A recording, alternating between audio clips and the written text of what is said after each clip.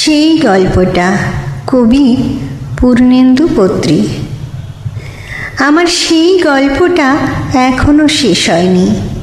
শোনো, পাহাড়টা আগেই বলেছি ভালোবেসেছিল মেঘকে, আর মেঘ কিভাবে শুকনো খটখটে পাহাড়টাকে বানিয়ে তুলেছিল ২৬ বছরের ছোকরা, সে তো আগেই শুনেছ।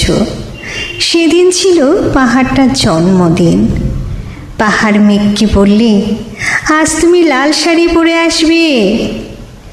মেঘ পাহাড়কে বললে, আজ তোমাকে স্নান করিয়ে দেব চন্দন জলে। ভালোবাসলে নারীরা হয়ে যায় নরম নদী, পুরুষেরা জ্বলন্ত কাঠ। সেইভাবে মেঘ ছিল পাহাড়ের আলিঙ্গনের আগুনে, পাহাড় ছিল মেঘের ঢেউ জলে। হঠাৎ আকাশ জুড়ে বেজে উঠল ঝড়ের গজঝম্প।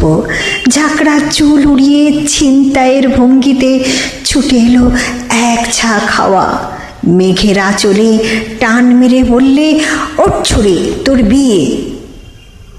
এখনো শেষ হয়নি গল্পটা।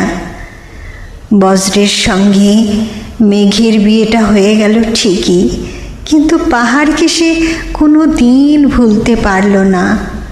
বিশ্বাস না হয় তো চিরে দেখতে পারো পাহাড়টার হাড় পাঁজর, ভিতরে থই থই করছে শত ঝর্ণার জল।